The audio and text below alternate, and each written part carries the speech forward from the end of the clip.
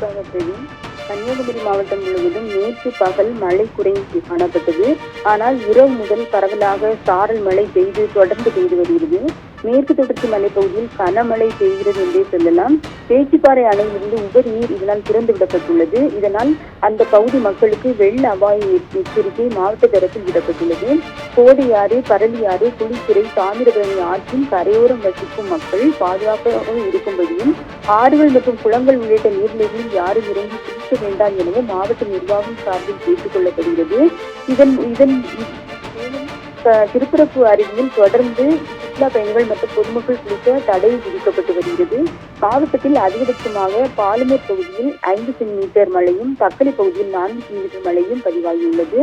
48 அடி கொள்ளளவு கொண்ட பேச்சிப்பாறை அணை நீர்மட்டம் 45.41 அடியாகவும், 77 அடி கொள்ளளவு கொண்ட பெருஞ்சாணி அணை நீர்மட்டம் 49.05 அடி ஆகவும், பேச்சிப்பாறை, பெருஞ்சாணி, சிற்றாறு உள்ளிட்ட அணைகளுக்கு சுமார் 1000 கன அடி தண்ணீர் வந்து கொண்டிருக்கிறது.